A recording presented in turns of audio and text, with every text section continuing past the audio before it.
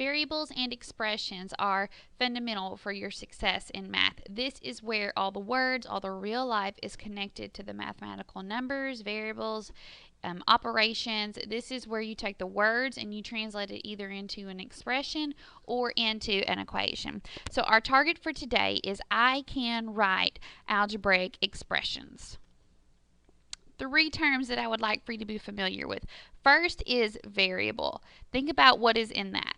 The word vary is in there, meaning it can change. It is a symbol, usually a letter, that represents an unknown value.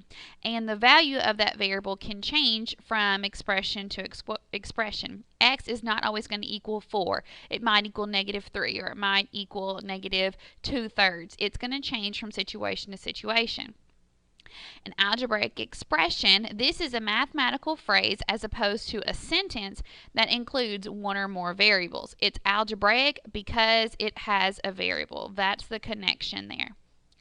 It is an expression because it has no equal sign. If it did have an equal sign, we would call this an equation. And third, we have a numerical expression. It is numerical because it's a mathematical phrase. It includes numbers, it includes operations like add, subtract, multiply, divide, but no variables. So it's numerical because it has no variables. It's an expression because it has no equal sign. Here's a table that will serve as like a dictionary for you. When you see these words, these are key words that tell you that it's representing some sort of operation. So let's start with addition. Sum, increase, combine, plus, more than. Subtraction would be difference, decrease, less than, take away. I want to point out something to you with more than. I'm sorry, with more than, with less than. Okay, so with less than, if I were to say 2 less than 5, if I were to write 2 minus 5, that would not be correct. 2 less than 5 is written as 5 minus 2. Less than switches the order. So I'm taking 2 away from 5. Under multiplication, we have product, times, factor.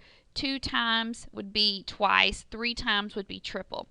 So if you said twice the value of y plus 4, that would be like 2y plus 4 because it's 2 times y. That's twice the value of y.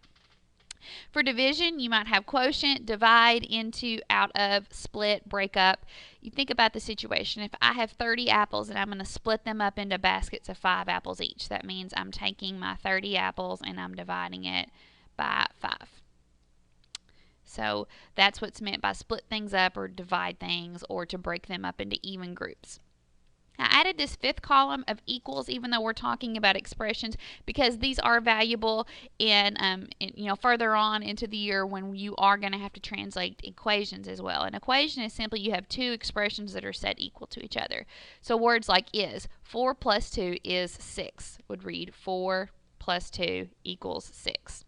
Or anytime you're totaling something up, if you are totaling, that means that that 6 never curled up, and that kind of bugs me a little bit. Oh, we're just going to scribble that out. Here is a 6 there. There we go. Okay, anytime you're totaling, you would be adding things up, and then the total is what it would equal. The result, same as, equivalent to, 4 minus 1 is equivalent to 2 plus 1.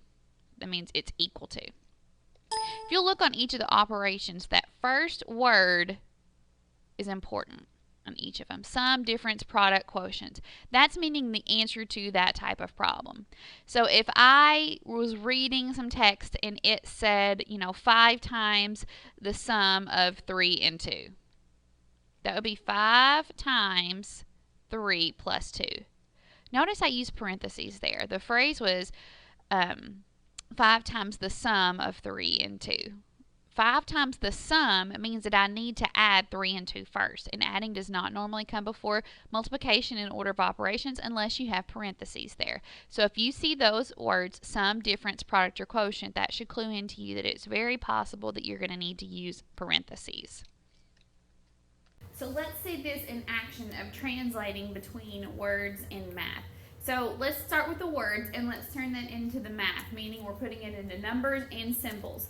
The first expression we have is 4 less than y. So to translate, it seems silly on a simple one like this, but it does help when you get to larger expressions.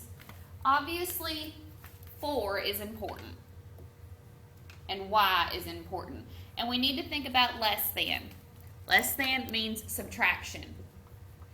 But the tricky part with a phrase like less than is it switches the order of them. If you think about that, 4 less than y. Y is what you're starting with, and you're taking 4 from that. That is very different from starting with 4 and subtracting y. You have to be very careful with the order because subtraction is not part of the commutative property, so the order does matter. So the word less than tells us that you have to switch the order that is presented, so it is y minus 4. On example B, the sum of 13 and twice a number. The phrase sum tells us the answer to an addition problem. And because I'm using the word sum, that means I need to add first and then do what else is happening. 13 is important. And twice, that phrase twice means 2 times. A number, we don't know what that number is, so we're going to use a variable to represent that unknown number and typically use the first letter of whatever it is that's being represented. So we're going to say n. So let's go back and try to piece this together. Sum meaning adding, we're going to add 13, the sum of 13, and is key, that is what's joining them, so it's 13 plus twice a number, so it's 2 times n. In algebra, we don't use the x for multiplication because it can be confused as a variable, so we put the number right up against the variable, 2n. So it's 13 plus 2n, or you could write this as 2n plus 13. This is actually the preferred order because when you start to learn about standard form of algebraic expressions, you put the term with the variable first.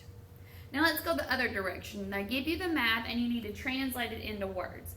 So we have a variable z. The operation there is division. Z is being divided by 8, and then I'm subtracting 9 from that.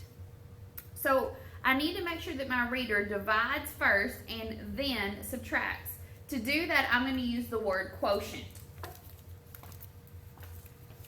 So what am I needing the quotient of? I could say the quotient of this part here of z and 8, and then I'm subtracting 9, so I could say minus 9. Another way you could phrase this is you could say 9 less than the quotient of z and 8. And there could also be other phrases that you could use for this. On D, I have multiplying 2 times this quantity, 5 minus n. So my reader, again, like over here, needs to know that I need to subtract first and then multiply. Anytime you see parentheses, it's a for sure that you're going to need to use a word like sum or difference to make sure that your reader does that part first because parentheses skips the line in order of operations. So I could say something like twice or 2 times the difference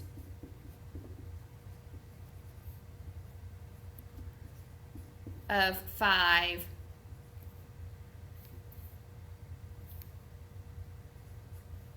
and n. Again, different ways you could have written that. You might have said n less than 5 times, well, that wouldn't work. But we need to make sure we use the word difference because I want to make sure that I subtract that first and then multiply first. I could have said 2 times the difference of 5 and n, or the difference of 5 and n times 2. Any way like that, you could do that. And if you have some alternate ways to write these, I would love to see those tomorrow in class.